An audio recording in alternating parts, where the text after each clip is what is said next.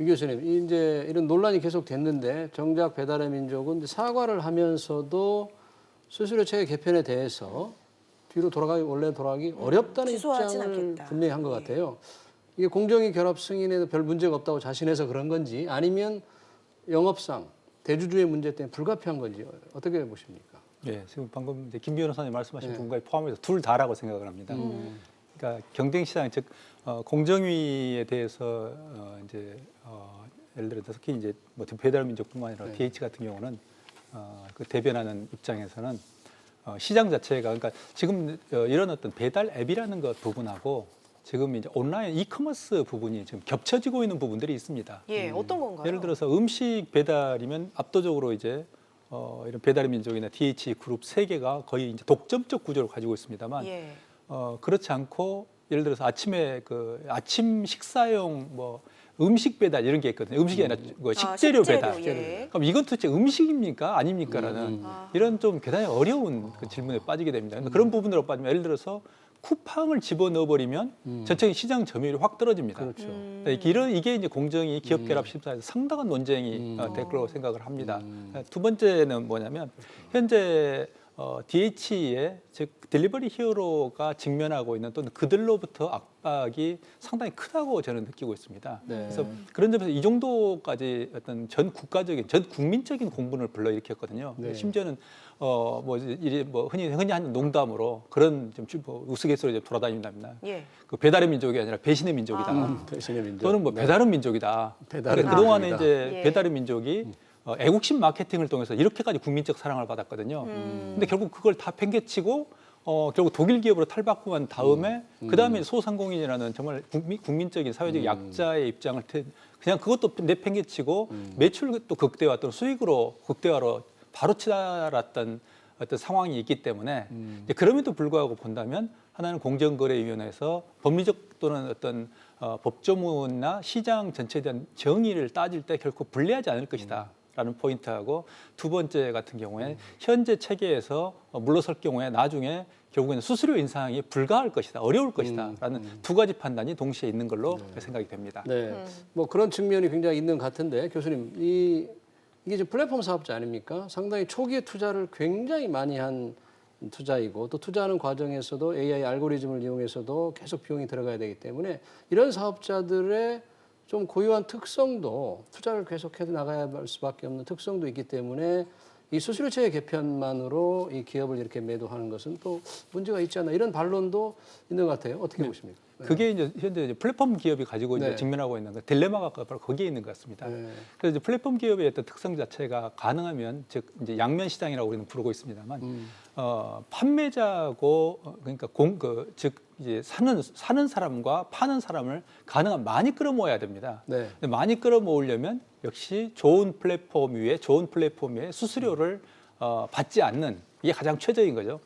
대표적인 게 지금 우리가 쓰고 있는 뭐 메시지 앱 중에서 카카오가 있습니다. 네. 근데 만약 카카오가 메시지 하나당 뭐 0.1원이라도 받았으면 이거 엄청난 매출을 올렸을 때 그걸 못 합니다. 왜냐하면 소비자들의 분노하고 저항감이 그건 상상도 할 수 없을 정도거든요. 그러니까 플랫폼 기업이 초기에 어떤 소비자들을 끌어모으는 것은 일정한 수준까지 가능하지만 문제는 거기에 과금을 할 때 문제가 항상 발생한다는 겁니다. 그래서 이걸 어떻게 하면 소비자들의 어떤 그 저항감을 약화시키면서 과금을 할 것인가 이게 이제 중요한 포인트가 돼버렸고 그런 점에서 이제 플랫폼 기업은 끊임없이 진화시키고 더 좋은 서비스를 제공해야 되는데 한편으로는 소비자에게 어떤 형태의 얼마만큼 과금할 것인가에서의 소비자의 저항이 있기 때문에 이 양자 사이에 끊임없이 갈등할 수밖에 없습니다. 예. 배신의 민족 말씀도 하셨지만 소비자들 사이에서 이제 배달의 민족 사용하지 말자, 앱 지우자 이런 움직임도 있는 것 같은데 이렇게 그 소상공인들 수수료가 오르면 결국은 소비자 입장에서 음식값 또 배달료 이런 거 오르는 거 아닐까 걱정되거든요. 네, 그렇습니다. 일단은 뭐 소상공인이 부담이 되게 되면 그에 따른 최종적인 그런 부담은 소비자가 지는 것이 맞습니다. 그래서 사실 이런 부분 수수료가 뭐 사기업의 왜 수수료 책정을 지금 네. 우리가 얘기를 하느냐 이건 사실 근본적인 이유가 있습니다. 이 O2O 앱이라는 것은 결국 온라인 오프라인을 연결하는 앱인데 예. 이 음식 배달 같은 경우는 원래 음식점에서 부가적인 서비스입니다. 그래서 그거를 지금 상품화 시킨 건데 결국 이런 배달 앱이라는 거는 독자적으로 존재를 할 수가 없습니다. 소상공인이나 자영업자들이 있어야지만이 그렇죠. 그 기반으로 지금 성장을 할 수 있는 것인데 그거를 지금 그런 태생적인 그런 성질을 그런 간과하고 그냥 수수료를 일방적으로 올린다라는 것, 또 수수료 책정을 지금 일방적으로 하는 거지 않습니까? 협의 없이. 그 경우가 이제 문제가 되는 것이고 이런 부분에서 결국 상생이 필요하다라고 하는 지점입니다. 그런데 네. 네. 그런데 아무래도 이런 체제를 통해서 방금 말씀하신 대로 이 앱이 독립적으로 존재할 수 없다는 얘기이긴 하지만 이게 있기 때문에 소상공인들은 오히려 매출 확대의 혜택을 입는 경우도 많지 않습니까?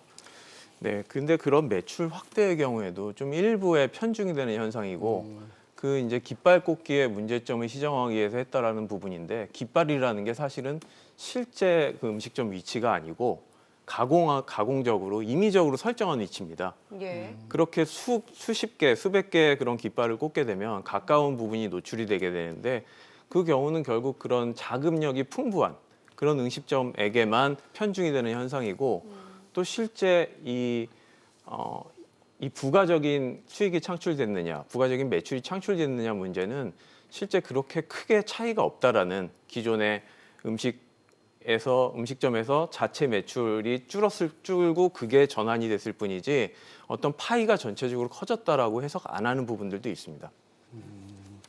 그러면 아까 말씀하신 대로 이제 깃발 꽂기를 계속 많이 해버리면 자금력이 없는 사람은 못 했잖아요. 이제 정률제로 바뀌면 판매한 금액만큼만 내는 거니까 오히려 합리적으로 시스템이 체계가 바뀌는 측면이 있다 이렇게 생각할 수도 있지 않습니까? 그런데 이 깃발 꽂기라는 걸 한번 들여다봐야 될 부분이 있는데요. 네.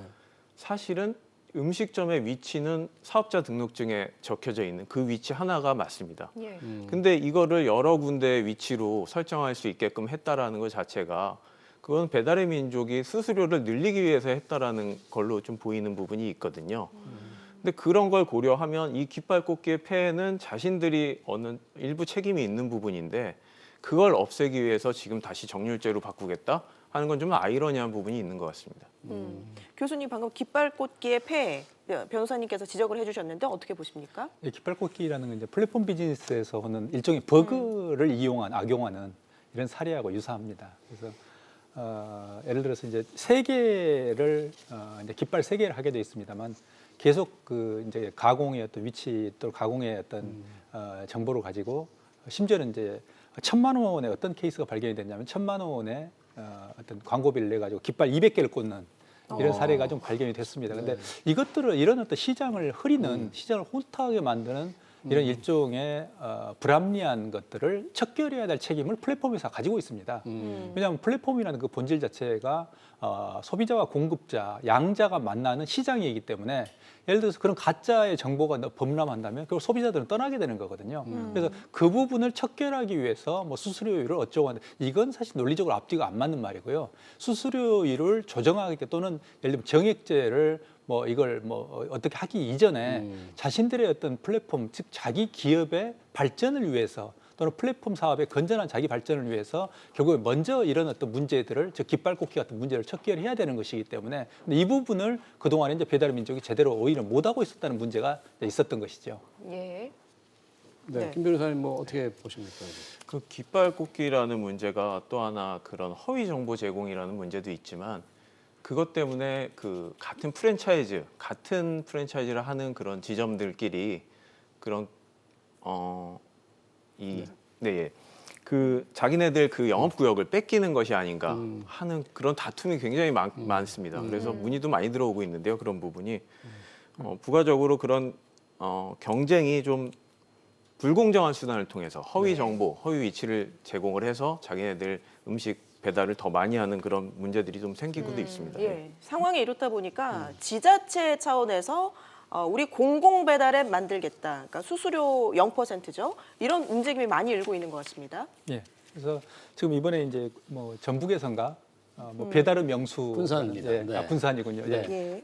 그 앱이 나와가지고 이번에 이제 어떤 배달의 민족의 어떤 이슈하고 맞물리면서 상당한 정도 지역에서 이제 호응이 있는 것 같습니다. 네. 그래서 그리고 얼마 전에 경기도에서도 이제 이재명 지사가 네. 공공 앱을 개발하겠다는 의혹을 보이고는 있습니다만 예. 그런 점에서 본다면 왜 공공 앱을 그 이제 사람들이 또는 이제 뭐 지자체가 생각할 수밖에 없는가 하는 걸 볼 때 결국 독과점적인 어떤 시장 지배를 가지고 있는 기업이 존재할 때 거기에 대한 대항할 수 있는 어떤 수단이 제한적이라는 그런 어떤 고민 끝에 지금 나온 것 같습니다. 다만 공공 앱이 잘 작동할 것인가 예. 이것도 별개의 문제입니다. 예, 예. 그래서 어떻게 실제로 보십니까?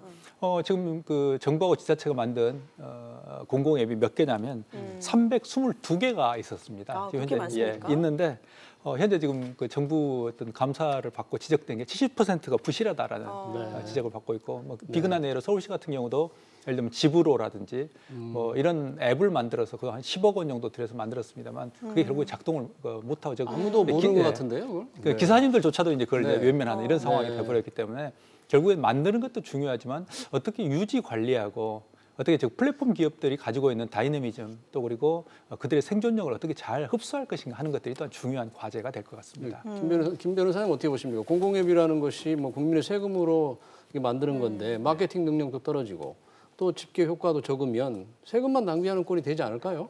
네, 그런 부분이 있습니다. 이 제작비도 있지만 향후 관리비 같은 것들이 천문학적으로 네. 많습니다. 네. 그 보시면은 배달의 민족 같은 경우도 기존에 3년간 영업이익 흑자를 보고 있었다가 최근에 마케팅을 하면서 이제 적자로 전환이 됐는데요. 예. 그런 부분에서 좀 시사점이 있는 것이 이게 과연 마케팅 없이 어느 정도 공공앱이 유지가 될 수가 있을까 하는 그런 부분들이 있습니다. 실제로 이 자영업자들 굉장히 많아졌기 때문에 그 자영업자들을 관리하는 부분만으로도 어떤 한 기업, 커다란 기업의 인력이 필요할 텐데 그 부분을 세수로서 감당을 한다는 것 자체가 좀 의문이 있습니다. 그러면 이 뭔가 좋은 해결책을 찾아야 되는데 무작정 이 배달의 민족의 수수료 개편 문제를 뭐 때리기만 할 수도 없는 노릇이고 그렇다고 뭐 이것 때문에 M&A 기업 결합을 어떻게 할 수도 없는 노릇이고 어떻게 해답이 뭘까요 이게? 일단 몇 가지 측면에서 우리가 네. 좀 생각을 할 수 있을 것 같습니다만 이번에 이제 결국엔 독과점 이슈가 상당히 심각한 문제로 불거졌기 때문에 공정거래위원회에서 기업 결합에 대한 심사를 좀 신중하게 할 필요가 있다고 생각을 하게 됐습니다. 그래서 이건 이제 처음에 이제 DH가 독일 기업이 국내 3사를 다 M&A 할 때부터 이제 그러니까 예측이 되고 우려했던 어떤 상황이 됩니다만 과연 이런 어떤 독점적 시장 지배력을 그대로 내버려 뒀을 경우에 국내 시장이 어떻게 될 것인가 하는 이슈를 심각하게 공정위가 좀 고민을 해야 되는데 특히 4차 산업혁명의 시대이기 때문에 이번에 이제 독과점적인 어떤 파워를 가지게 될 때 또 하나 우리가 심각하게 봐야 될 것은 한국의 소비자들의 그 빅데이터가 전부 독일로 흘러갈 수도 있다는 겁니다. 즉 해외로 빠져나갈 수도 있는 그래서 모든 나라가 정말 신경을 곤두세우고 막고자 하는 게 그럼 데이터들이 해외로 유출되는 겁니다. 그런데 그런 가능성이 생겼기 때문에 신중해야 된다 하는 부분이고요. 네. 또 하나의 대안이라는 것은 결국 경쟁 촉진책입니다. 그래서 기업이 가장 두려워하는 것은 경쟁 체계이기 때문에 그런 경쟁을 활성화할 수 있는 지금처럼 거의 98%의 독과점적 구조를 깰 수 있는 이런 후발 기업들이 좀 들어올 수 있도록 전체 시장 구조를 짜주는 게 필요하다. 즉 시장 진입을 자유롭게 해줄 필요가 있겠다라고 생각을 하고 또 하나는 이제 그 세 번째로 생각할 수 있는 것은 이제 공공의 우리가 앱을 굳이 생각한다면 결국에는 이제 지자체와 힘을 결합해서 예를 들면 소상공인 당사자들이 즉 자생적으로 이런 앱들을 개발하는 노력이 좀 필요하겠다.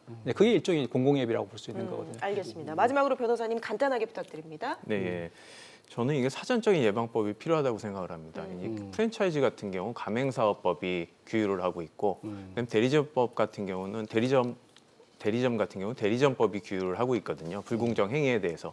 근데 이 오토 앱 같은 거, 배달 앱, 숙박 앱 같은 것들도 어떤 새로운 유형의 서비스지만 이제는 통합적으로 관리를 해야 될 필요성이 있고 그런 불공정 행위에 대한 부분을 종합적으로 규율하는 법률 제정이 필요하다고 생각이 됩니다. 알겠습니다. 오늘 두 분 말씀 여기까지 듣도록 하겠습니다. 지금까지 위정현 중앙대 교수, 김진수 변호사와 함께했습니다. 고맙습니다. 감사합니다.